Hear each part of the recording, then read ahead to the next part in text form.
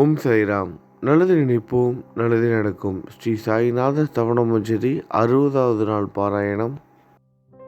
ஸ்ரீ கணேசாய நமக. எல்லாவற்றிற்கும் ஆதாரமானவனே, மயூரேச்சவரா, எல்லாவற்றிற்கும் சாட்சியாக விளங்குபவனே, கௌரியின் புதல்வனே, எண்ணங்களுக்கு எல்லாம் அப்பாற்பட்டவனே, பெருத்த வயிறுடையவனே, ஸ்ரீ கணபதியே என்னை காத்தருள்வீர். நீ எல்லா பூதகணங்களுக்கும் முதல்வன், தலைவன். எனவே கணேசன் என அழைக்கப்படுகிறாய். நீ எல்லா சாஸ்திரங்களாலும் ஏற்றுக்கொள்ளப்பட்டவன், புனிதமான முகமுடைய பாலசந்திரன். சாரதே, வாக்கின் தெய்வமே, நீ வார்த்தைகளுக்கு எல்லாம் தலைவி, உலகின் உயிரோட்டத்தின் காரணகர்த்தாவே, நீ படைப்பாளிகளின் இறைவி. நீ எப்போதும் இத்தேசத்தின் அணிகலன், எங்கும் நிறைந்து இருக்கும் எல்லையில்லாத சக்தியே, உலகின் தாயே, உன்னை வணங்குகிறேன். பூரண முழுமையான பரபிரம்மே, மகான்களுக்கு பிரியமானவனே, பண்டரிநாதன் உருவில் வெளிப்பட்ட அவதாரமே, நீ அன்பு கடவுள், எல்லையற்ற கருணை உள்ளம் கொண்டவனே, பாண்டுரங்கா நரஹரி. பொம்மலாட்டக்காரன் தன் கையிலுள்ள கயிற்றால் பொம்மைகளை ஆட்டுவிப்பது போல் பிரபஞ்சம் எங்கும் நிறைந்து நின்று உலகை ஆட்டுவிக்கும் ஒரு பொம்மலாட்டக்காரன். உன் மெய்ப்பொருளை உய்த்துணர அறிவியல் ஏடுகளும் புனித நூல்களும் இன்னமும் முயன்று கொண்டுதான் இருக்கின்றன. மெத்த படித்தவர்களுக்கு நீ வெளிப்பட்டதே இல்லை. சக்கரபாணியே, அத்தகைய அறிவற்றவர்கள் வெறும் வார்த்தை ஜாலங்களிலேதான் சிக்குண்டவர்கள். மகான்கள் மட்டுமே உன்னை உணர்வார்கள். மற்றவர்கள் குழப்பமடைந்து உள்ளார்கள். உனக்கு பக்தியோடு கூடிய சாஷ்டாங்க நமஸ்காரத்தை செய்கிறேன். 5 முகங்கள் கொண்ட சங்கரனே, மனித மண்டை ஓடுகளாலான மாலை அணிந்தவனே, நீலகண்டனே, திகம்பர ஓங்கார வடிவானவனே, பசுபதியே, எல்லா நேரங்களிலும் எவருடைய உதடுகள் உன் பெயரை உச்சரிக்கிறதோ அவர்களது உலகியல் துன்பங்கள் உடனடியாக நீங்கிவிடும். ஜடாமுடியை தரித்த சிவனே, உன் நாமத்தின் சக்தி அத்தகையது. உன் பாதங்களை வணங்கி நான் சாயிப்புகளை கூறும் இந்த துதியை எழுதுகிறேன். இந்த அருட்பணி முழுமையடைய எனக்கு அருள்வாயாக நீலகண்டா. இப்போது அத்ரி மகரிஷியின் புதல்வரான தத்தாத்திரேயரையும் குலதெய்வமான இந்திரனையும் துக்காராமையும் எல்லா ஞானிகளையும் பக்தர்களையும் பணிகிறேன். சாயிநாதா, உனக்கு வெற்றி கிட்டட்டும். பாவிகளை கடை தேற்றும் கருணை உள்ளவரே, உங்கள் பாதங்களில் என் தலையை வைத்து வேண்டுகிறேன். உன் பாதுகாப்பை எனக்கருள்வாய். நீ முழுமையான பரபிரம்மம், ஆனந்தத்தின் இருப்பிடம். நீயே விஷ்ணு, மனிதர்களுள் தலை சிறந்தவர். மன்மதனை எரித்த உமையொரு பாகனும் நீயே. நீ மனித வடிவில் தோன்றிய இறைவன், அறிவு என்னும் ஆகாயத்து சூரியன். நீ கருணை கடல். நீ பிறவி பிணிக்கு ஒரு அருமருந்து. நீ ஏழைகளுக்கும் கீழ்த்தட்டு மக்களுக்கும் விரும்பியதை கொடுக்கும் சிந்தாமணிக்கல். நீ உன் பக்தர்களை பரிசுத்தப்படுத்தும் தெய்வம். உலக வாழ்க்கை என்னும் சம்சார கடலில் மூழ்குபவர்களை காப்பாற்றும் ஓடம். நீ அஞ்சுபவர்களின் புகலிடம். நீ இந்த பிரபஞ்சம் தோன்ற முதற் காரணமான பரிசுத்த பேரின்ப பேருணர்வு. நீ கருணையே உருவானவன். உனது பலவிதமான வெளிப்பாடுகளில் இந்த உலகமும் ஒன்று. நீ பிறப்பற்றவன், சாவும் உன்னை தொட முடிவது இல்லை. என் நீண்ட ஆழமான சிந்தனைக்குப் பின் வெளிப்பட்ட கருத்தே இது. பிறப்பு இறப்பு என்பவை அஞ்ஞானத்தால் தோன்றும் வெளிப்பாடே. மகாராஜா, நீங்கள் இறப்பும் பிறப்பும் மற்ற சுதந்திர பறவை. தண்ணீர் நீரூற்றாக தோன்றினால் அதன் ஆதாரம் அங்கு இருப்பதாக அர்த்தமா? ஏற்கனவே அங்கு அது நிரம்பி இருந்தது. பூமியின் உள்ளே இருந்தது, ஊற்றாக வெளியே வந்தது, அவ்வளவுதான். மணற்படுகையில் நீர் ஊற்றாக வெளிப்பட்டதும் அது நீரோடை என்ற பெயர் பெற்றது. அதன் சரியான பெயர் ஊற்று. தண்ணீர் இல்லாவிட்டால் அது வெறும் மணற்படுகையே. அந்த மணற்படுகையில் தண்ணீர் ஊற்றாக வெளிவந்தாலும் அல்லது வற்றிப் போனாலும் தண்ணீருக்கு அதனால் ஒன்றுமாவது இல்லை. ஏனென்றால் தண்ணீர் அந்த மணற்படுகைக்கு எந்தவிதமான முக்கியத்துவமும் கொடுப்பது இல்லை. ஆனால் அறியாமையால் மணற்படுகையோ நீர் நிரம்பி இருந்தால் அது பெருமைப்பட்டு கொள்கிறது. ஆகையால் நீர் வற்றியவுடனே அது மிகவும் மன வருத்தம் அடைகிறது. இந்த மனித உடலும் ஒரு விதத்தில் அந்த மணற்படுகை போன்றதே. புனித பேரின்ப நிலையை அந்த நீரூற்றின் தூய தண்ணீருக்கு ஒப்பிடலாம். இம்மாதிரி எண்ணற்ற மணல் படுகைகள் இருந்தபோதிலும் அவற்றில் உள்ள நீர் பேருணர்வு எனப்படும் சைதன்யம் மட்டும் மாறுபடுவதே இல்லை. கருணை உள்ளவரே, நான் உங்களை ஆதியும் அந்தமும் இல்லாதவன், பிறப்பற்றவர் எனக் கூறுவேன். அறியாமை என்னும் மலையை உடைக்க உதவும் இந்திரனின் கையில் இருக்கும் வஜ்ர ஆயுதம். இதுவரை இந்த பூமியில் எத்தனையோ எண்ணற்ற உயிரினங்கள் தோன்றியுள்ளன. இப்போதும் தோன்றிக் கொண்டுதான் இருக்கின்றன. வருங்காலத்தில் மேலும் எண்ணற்ற உருவங்கள் தோன்றத்தான் போகின்றன. அந்த ஒவ்வொரு தோற்றத்திற்கும் ஒரு தனி உருவமும் பெயரும் கிடைக்கும்.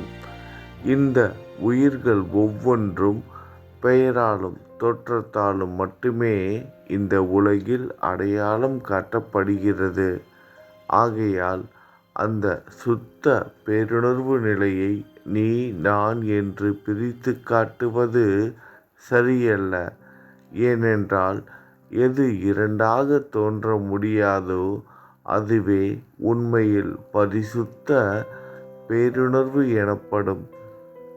அது ஒன்றே அனைவரின் உள்ளும் ஆத்மா என்ற பெயரில் உள்ளது. மேலும் உண்மையை சொல்வதானால் அந்த ஒரே ஒரு சுத்த பேரின்ப பேருணர்வு நிலைதான் உலகம் முழுவதும் வியாபித்து இருக்கிறது. அப்படி இருக்கையில் நீ நான் என்ற வேற்றுமைகள் எவ்வாறு இருக்க முடியும்?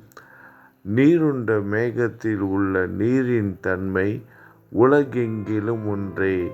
ஆனால் அது பூமியை அடைந்ததும் வெவ்வேறு தோற்றங்களை நதி, ஏரி, ஊற்று ஏற்கின்றன. கோதாவரி மணற்படுகையில் விழும் நீர் கோதாவரி நதி என்றழைக்கப்படும். அதே சமயம் கிணறு ஒன்றில் விழும் நீருக்கு அந்த சிறப்பு தகுதி கிடைப்பது இல்லை. கோதாவரி நதி மிகவும் புனிதமானது.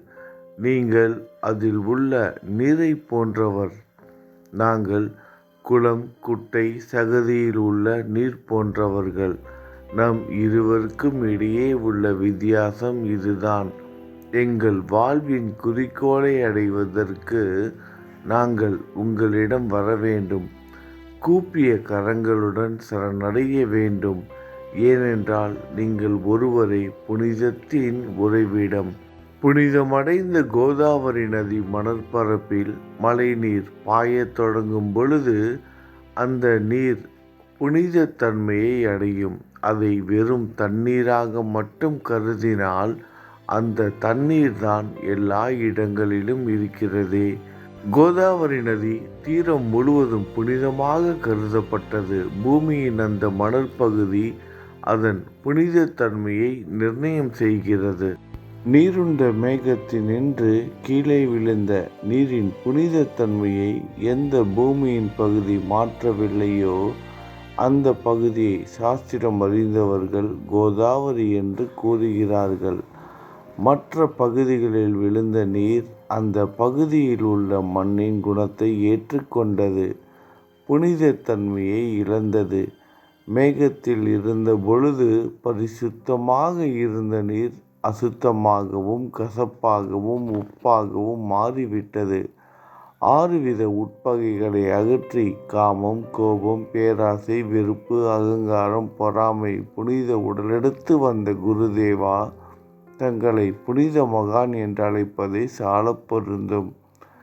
ஆகவே நீங்களே புனித கோதாவரி. நீங்கள் புலம் போடப்பட்டதாலேதான் நான் உங்களை புனித கோதாவரியாக உருவகம் செய்கிறேன். இயங்கும் அத்தனை படைப்புகளிலும் நீங்கள் சிறப்புற முதன்மை பெறுகிறீர்கள். பிரம்மா உயிர்களை படைக்க ஆரம்பித்ததிலிருந்தே உலகம் தோன்றியது முதல் கோதாவரி நதி இருக்கிறது. நீர் நிறைந்து பாயும் அந்த நதியில் இன்று வரை தண்ணீர் வற்றியதே இல்லை. ராவணனின் எதிரியான ராமர் கோதாவரி நதியின் கரைக்கு வந்தபோது ஓடிக்கொண்டிருந்த தண்ணீர் இன்று வரை அதே இடத்தில் எப்படி இருக்க முடியும் என்று சற்றே யோசித்து பாருங்கள். கோதாவரி நதியின் மணற்படுகை மட்டும் அதேதான். தண்ணீர் கடலை சென்றடைந்து விட்டது. ஆனால் அந்த கோதாவரி நீர்ப்படுகையுடன் புனிதத்தன்மை மட்டும் என்றுமே மாறாமல் இன்று வரை அப்படியே உள்ளது. ஒவ்வொரு வருடமும் பழைய நீர் வெளியேறி புதிய நீர் அதற்குள் பாய்கிறது. உங்களுக்கு தெரிந்த வாழ்க்கை நீதிதான் அது. ஒரு நூற்றாண்டை ஒரு ஆண்டாக கணக்கிட்டால் அந்த நூற்றாண்டில் தோன்றிய முனிவர்கள் பாயும் நீரை போன்றவர்கள். அவர்களில் மிகப்பெரிய மகான்கள் அந்த நீரில் தோன்றும் அலைகள் போன்றவர்கள்.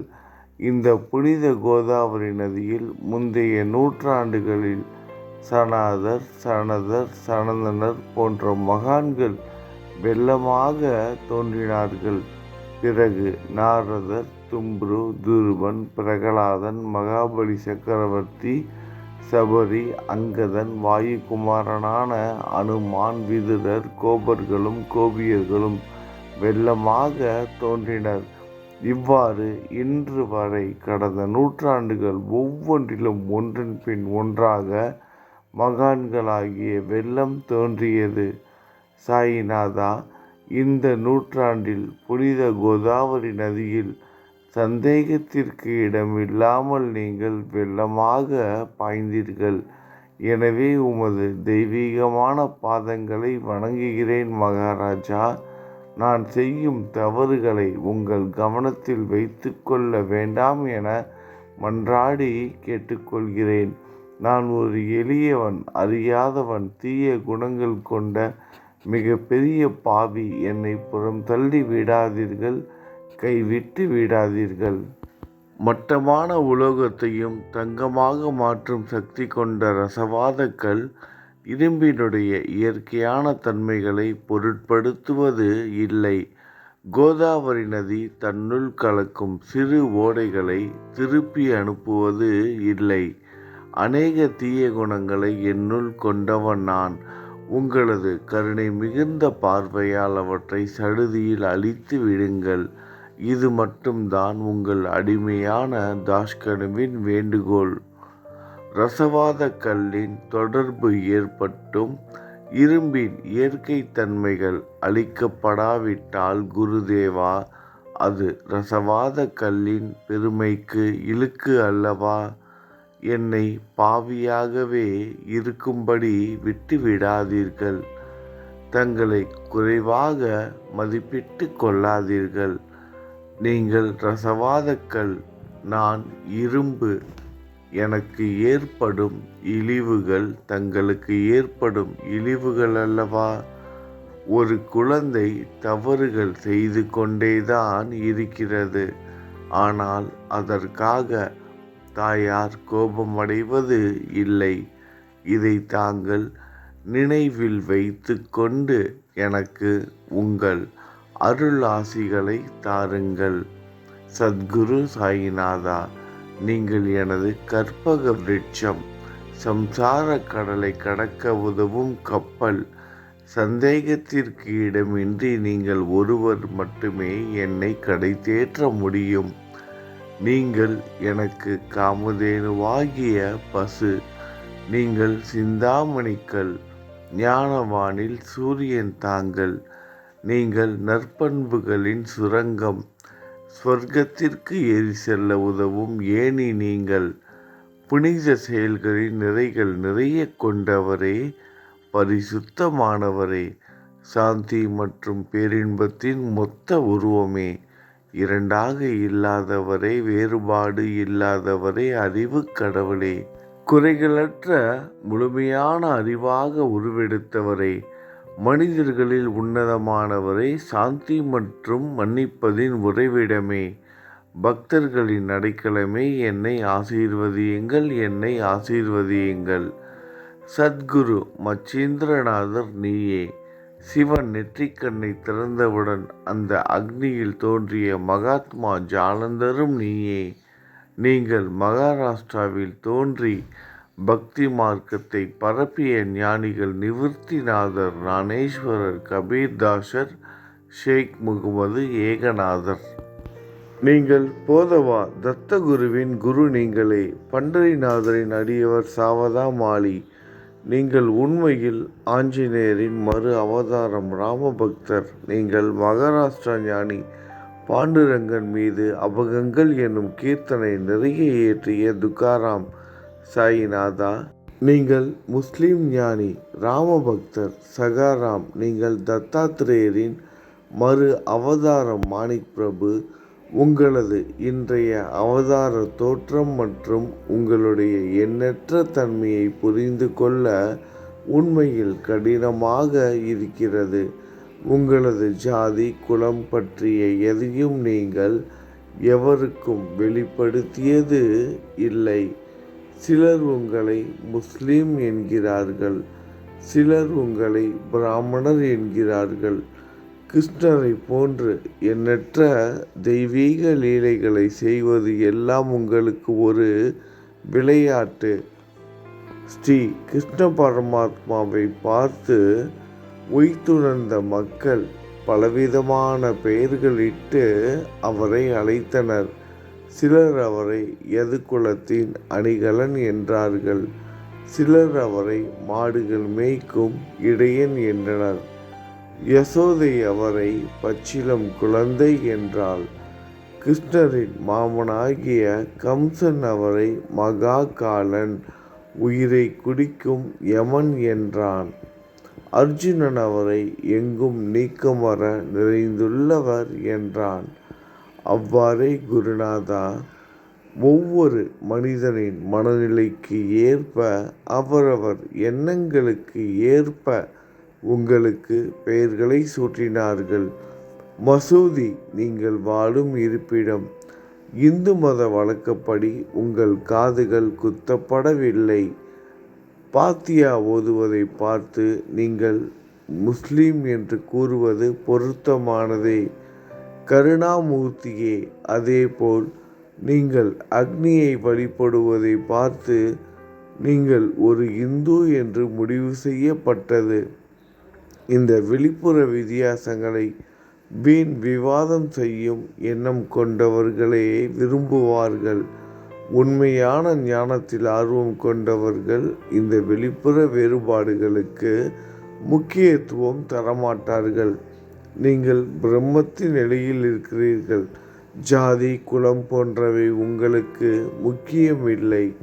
நீங்கள் எல்லோருக்கும் மேலான உயர்ந்த குருவாகவும் இந்த பிரபஞ்சத்தை படைத்தவராகவும் இருக்கிறீர்கள். முஸ்லிம் இந்துக்களுக்கு இடையே பகைமை உணர்வு ஏற்பட்டதால் அவர்களுக்கு இடையே இணக்கமான உறவையும் ஒற்றுமையையும் ஏற்படுத்துவதற்காகவே நீங்கள் மசூதியில் அமர்ந்து அக்னி வழிபாட்டை நடத்தி உங்கள் லீலைகளை பக்தர்களுக்கு காட்டினீர்கள்.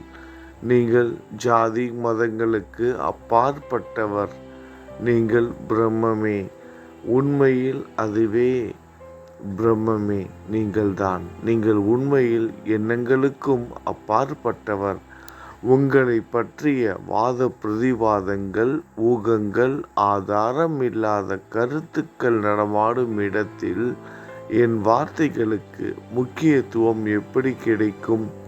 ஆனால் உங்களை பார்க்கும் பொழுது என்னால் மௌனமாக இருக்க முடியவில்லை. வார்த்தைகளால் போற்றுதலை உலக வழக்கில் உள்ள ஒரே வழக்கம். ஆகையினால் உங்கள் அருளாசியுடன் வார்த்தைகளால் எப்படி எல்லாம் போற்ற முடியுமோ அவ்வண்ணமே போற்றி புகழ்கிறேன். கடவுளின் நிலையை விட மகான்களின் நிலை வேறுபட்டும் மிக உயர்ந்ததாகவும் இருக்கும். மகான்களின் அருகில் நான், எனது போன்ற எண்ணங்களுக்கு இடமே இல்லை. கடவுளை வெறுத்ததால் இரணியகசிபுவும் ராவணனும் கொல்லப்பட்டனர். மகான்கள் கைகளால் இத்தகைய துர்சம்பவங்கள் ஏற்பட்டதே இல்லை. அரசன் கோபிசந்தன் முனிவர் ஜாலந்தரை சாணக்குவியலுக்குள் புதைத்தான். ஆனால் அந்த நிலையிலும் அரசரின் அந்த செயலுக்காக அந்த முனிவர் வருத்தப்படவே இல்லை. அரசரின் அந்த செயலுக்கு நேர்மாறாக அந்த அரசனை சம்சார சூழலிலிருந்து விடுவித்து அவனை முக்தியடைய செய்தார். மகான்களின் சக்தி இப்படிப்பட்டதே. அவற்றை விவரித்து கூற முடியாது. மகான்கள் சூரியனை போன்றவர்கள். அவர்கள் கருணை ஒளிவிட்டு பிரகாசிக்கக்கூடியது. மகான்கள் சந்திரனை போல் இதயத்திற்கு ஆறுதல் கொடுப்பவர்கள். சந்திரனின் ஒளிக்கதிர்கள் போல் அவர்களது அருள் ஒளி வீசும். மகான்கள் இதமளிக்கும் கஸ்தூரி போன்றவர்கள். அவர்கள் அருள் அதன் நறுமணம் போன்றது. மகான்கள் சாறு நிரம்பிய கரும்பு போன்றவர்கள். அவர்களின் அருள் அந்த கரும்பு சாற்றினை போல் இனிப்பானது. நிச்சயமாக மகான்கள் நல்லவர்களிடமும் தீயவர்களிடமும் ஒரே விதமாக நடந்து கொள்கின்றனர். அதற்கு மேலாக பாவிகளிடம் அவர்கள் காட்டும் அன்பு அளவிட முடியாதது. கோதாவரி நதியில் அழுக்கடைந்த துணிகளே சுத்தம் செய்யப்பட வேண்டி வருகின்றன. சுத்தமான துணிகள் கோதாவரி நதியில் நின்று வெகு தூரத்தில் பெட்டியிலேயே தங்கிவிடுகின்றன. பெட்டியில் வைக்கப்பட்டிருந்த அந்த துணியும் ஒருமுறை கோதாவரி மணல் படுகைக்கு நன்றாக துவைப்பதற்காக வந்ததுதான். இந்த உவமையில் பெட்டிதான் வைகுண்டம். நீங்களே கோதாவரி. கோதாவரி நதிக்கரையே நம்பிக்கை. எல்லா உயிரினங்களும் துணிகள். 6 விதமான மனவிகாரங்களே அவைகளை பற்றியுள்ள அழுக்கு. அவை காமம், கோபம், கஞ்சத்தனம், மதம், பொறாமை, மோகம் என்பவையே. தங்கள் பாதார விந்தங்களை வணங்குவதே கோதாவரியில் செய்யப்படும் புனித குளியல். எல்லா பாவங்களையும் மன அழுக்குகள் போக்கி சமர்த்தரே எங்களை சுத்தப்படுத்தும்.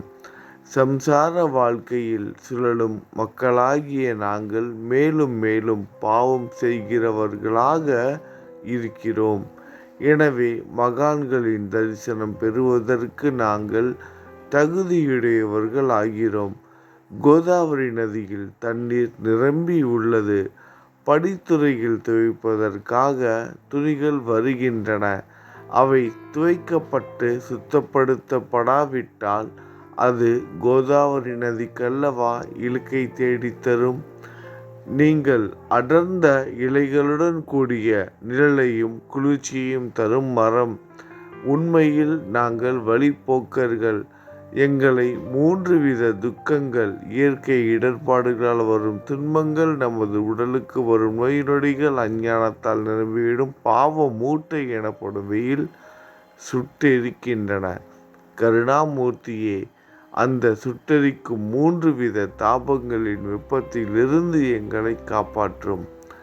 தங்கள் அன்பு மிகுந்த கருணை என்னும் குளிர் நிழல் இந்த சம்சாரம் என்னும் வாழ்க்கை கடலை கடக்க உதவும் தன்மை கொண்டது. மரத்தின் அடியில் அமர்ந்தும் ஒருவன் சூரியனின் சுட்டெரிக்கும் வெப்பத்தை உணர்ந்தால் அந்த மரத்தை நிழல் தரும் மரம் என்று கூற முடியுமா? பாருங்கள், உங்கள் அருளின்றி இந்த உலகில் நல்லது என்பது ஏற்படுவது இல்லை. எனவே தர்மத்தை நிலைநிறுத்துவதற்காக சேஷசாயி பாம்பு படுக்கையில் இருப்பவனை அர்ஜுனனுக்கு நண்பனாக, வழிகாட்டியாக மற்றும் ஆன்மீகவாதியாக மாறினார். சுக்ரீவனின் அன்பினாலேயே விபீடனன் அரசன் ராமனின் நட்பை பெற்றான். ஸ்ரீ ஹரியும் மகான்கள் மூலமாகத்தான் பெருமை பெற்றார். பிரம்மம் உருவமற்றது, எனவே வேதங்களால் அதை வர்ணிக்க முடியவில்லை. பூமியில் அதை மனித உருவில் தோன்ற வைத்து மகான்கள் அதன் உருவமற்ற தன்மையை மாற்றினர். தாமாஜி என்ற பக்தருக்காக பாண்டுரங்கனை ஒரு தாழ்த்தப்பட்ட குலத்தில் பிறக்க வைத்தார். சோகமேளா தாழ்த்தப்பட்ட குலத்தில் பிறந்தவர் என்ற பக்தருக்காக உலகின் தெய்வமாகிய இறைவனை இறந்த எருமைகளின் உயிரற்ற உடல்களை எடுக்க வைத்தார். மகான்களின் மகாராஷ்டிர ஞானி ஏக்நாத்திடம் பாண்டுரங்கன் வேலையாளனாக மாறு வேடத்தில் தண்ணீர் சுமந்தார். மகான்களின் பெருமையை உணர்ந்த இறைவன் தண்ணீர் சுமந்து உழைத்தார்.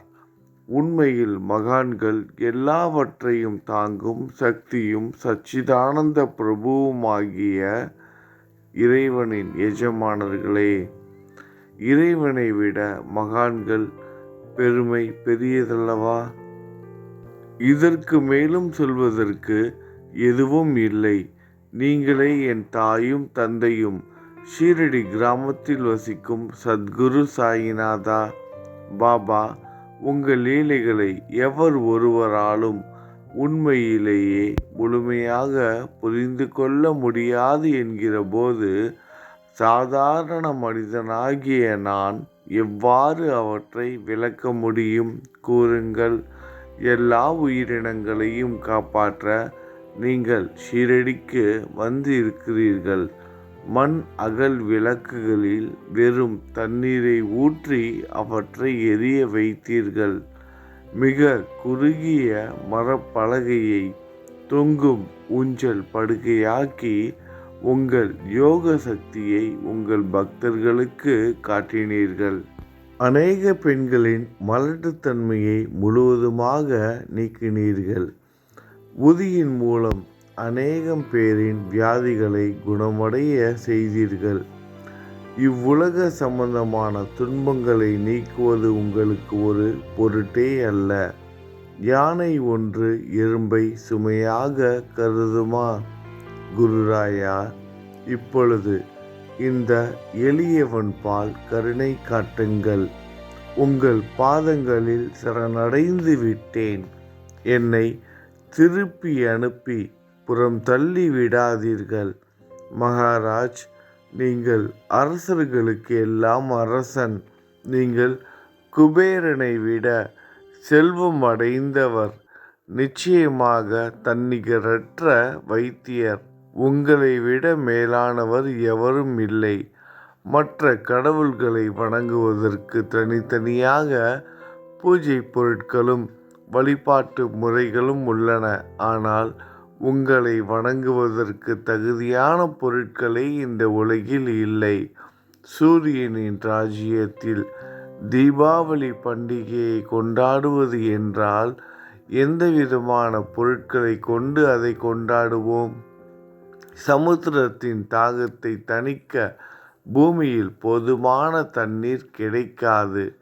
நெருப்பை சூடாக்குவதற்கு எங்கிருந்து அக்னியை கொண்டு வருவது? ஸ்ரீ சமர்த்த குருராயா, பூஜை செய்ய உதவும் பொருட்கள் யாவற்றிலும் இருப்பது உன் ஆத்மாவே. ஆரம்பம் முதலே அவை உன் ஒரு பகுதியே. மேலே கூறப்பட்டவை எல்லாம் தத்துவார்த்த ரீதியில் கூறப்பட்டவையே. எனக்கேற்பட்ட அடிப்படையில் கூறப்பட்டவை அல்ல. அனுபவங்கள் இன்றி கூறப்படும் வார்த்தை ஜாலங்கள் வீணே. சம்பிரதாய சடங்குகளின்படி உங்களுக்கு பூஜை செய்ய வேண்டுமென்றால் அதனை செய்வதற்கு தேவையான பூஜை சாமான்கள் என்னிடத்தில் இல்லை என் குருநாதா.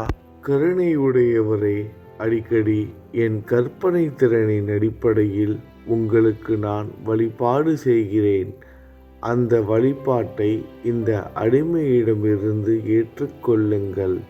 இப்போது என் அன்பு கண்ணீரால் உங்கள் கால்களை கழுவுகிறேன். உண்மையான பக்தி என்னும் சந்தனத்தை அரைத்து சாந்தாக்கி உமக்கு இடுகிறேன். அழகிய வார்த்தைகளால் எழுதப்பட்ட இந்த துதி என்னும் கப்னியை உமக்கு அணிவிக்கிறேன். இந்த புகழ் மாலையை உங்கள் கழுத்தை சுற்றி அணிவிக்கிறேன். என் கெட்ட குணங்களை தூபமாக்கி உமக்கு முன் எரிய விடுகிறேன். தீய குணங்களின் கூட்டுப்பொருளே ஆனாலும் அது எரியும் போது அதிலிருந்து தீய வாசனை எழுவது இல்லை. சத்குருவுக்கு முன்பு இல்லாமல் வேறு எங்காவது இந்த தூபம் எரியவிடப்பட்டால் அங்கெல்லாம் இந்த தூபத்தின் நிலை கீழே கொடுத்த மாதிரி ஆகும். அதாவது சாம்பிராணியை நெருப்பில் போட்டவுடன் அது பொசுங்கி அதில் உள்ள நல்ல மனம் என்ற நற்குணம் அதை விட்டு மறைந்து போகிறது. சத்குருவே, உமக்கு முன் அதை எரியவிட்டால் இதற்கு மாறாக நிகழ்கிறது. தீய தன்மைகள், அழுக்குகள் அக்னியில் எரிந்து விடுகின்றன. உலகம் பார்த்து சந்தோஷப்படும் வகையில் அதன் நற்குணம் அதிலேயே தங்கிவிடும். மனதில் உள்ள தீய குணங்கள் யாவும் எரிந்த பிறகு மனம் மாசற்றதாகிறது. கங்கையில் உள்ள மாசுக்கள் நீங்கியவுடன் கங்கை புனிதமடைகிறது. மாயை, மோகம் என்ற தீபத்தை உமக்கு முன் ஏற்றி காட்டுகிறேன். அதன் மூலம் என் மனம் வைராக்கியத்தை அடைய அருள் செய்வீராக குருராயா. பரிசுத்தமான நம்பிக்கை என்ற சிம்மாசனத்தை நீங்கள் என்னுள் அமர்வதற்கு ஆசனமாக உமக்கு தருகிறேன். அதை பெற்றுக்கொண்டு என் பக்தி என்ற நைவேத்தியத்தை ஏற்றுக்கொள்ளுங்கொண்டு அதன் சாரத்தை எனக்கு கொடுப்பீராக. ஏனெனில் நான் உமது பால்குடி மாறாத பச்சிளம் குழந்தை.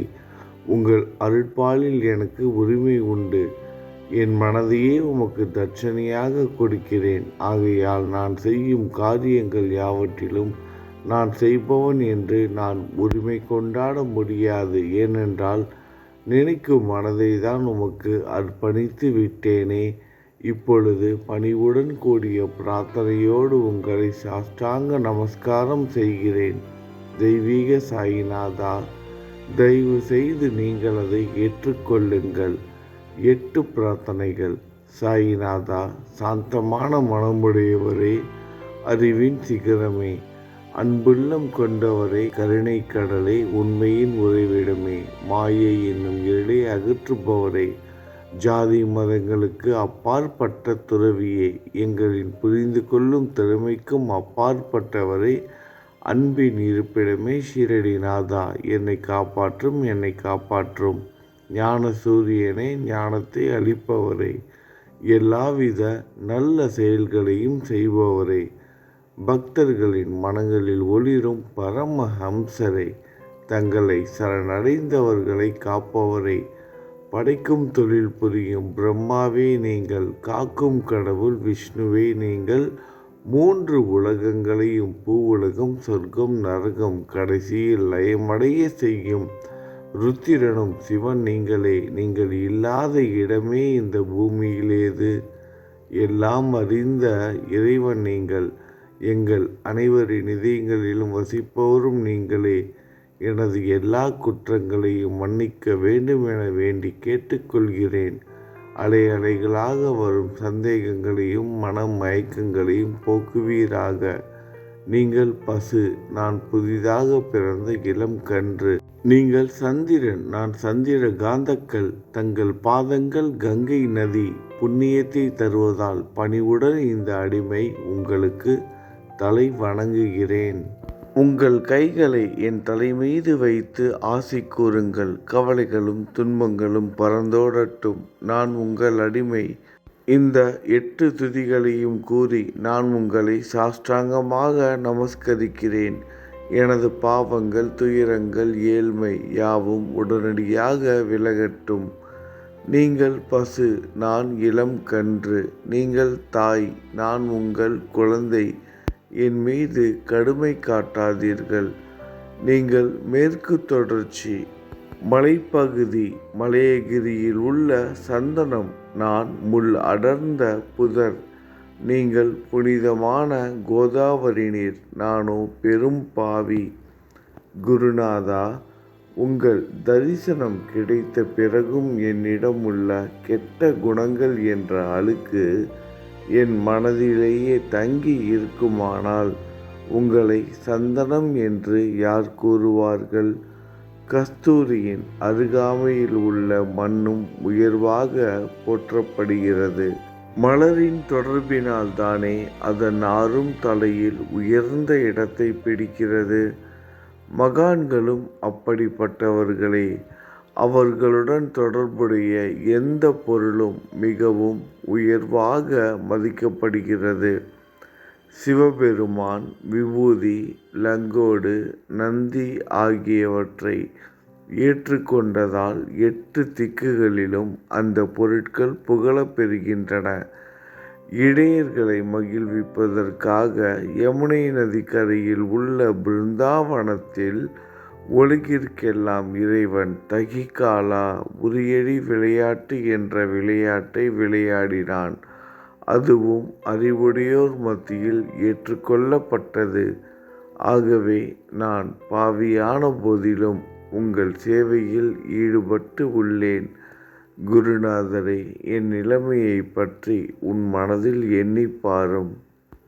குருநாதா, இந்த லௌகீக உலகிலோ அல்லது ஆன்மீக வழியிலோ எந்த விஷயங்கள் எல்லாம் எனக்கு சந்தோஷத்தை கொடுக்கும் என என் மனம் சந்தேகமில்லாமல் நம்புகிறதோ அவற்றையெல்லாம் நீங்கள் எனக்கு அளித்தருள வேண்டும். உமது கருணையால் இந்த மாதிரி செய்துவிடும். எனது மனதை அடக்கிவிடுங்கள். சமுத்திரங்கள் எல்லாம் தித்திப்பாக மாறினால் பிறகு அவை உப்பு கரிக்குமே என்ற பயம் தோன்றாதே. சமுத்திரத்தை தித்திப்பாக்கும் சக்தி உங்களுக்கு உண்டு. ஆகையால் தான் எனது இந்த வேண்டுகோள். தயவு செய்து இந்த வேண்டுகோளை நிறைவேற்றும்.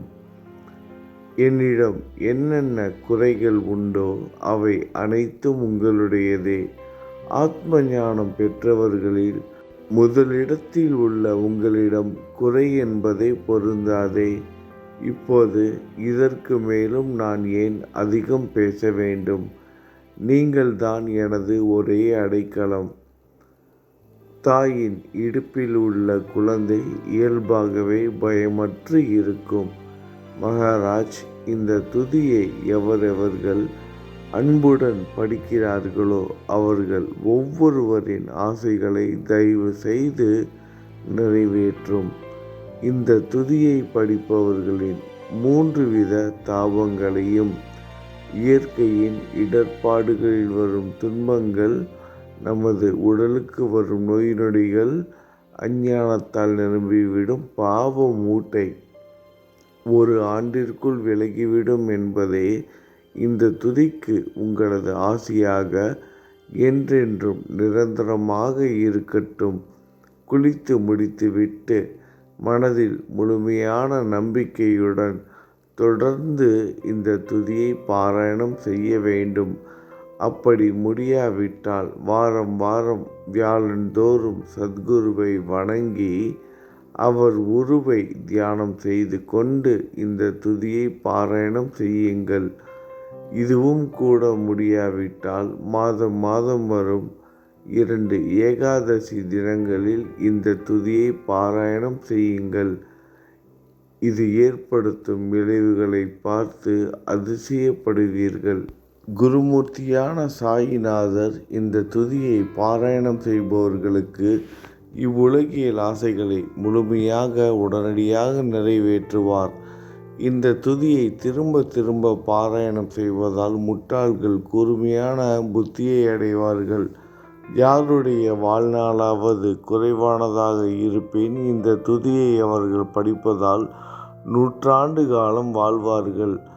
இந்த துதியை தொடர்ந்து பாராயணம் செய்து வந்தால் செல்வம் குறைவாக இருந்தால், ஏழையாக இருந்தால் செல்வத்தின் அதிபதி குபேரன் அவர்கள் வீட்டிற்கு வந்து தங்கி அவர்களுக்கு ஏவல் புரிவான். இது சத்தியம், இது சத்தியம், இது சத்தியம் என 3 முறை கூறுகிறேன்.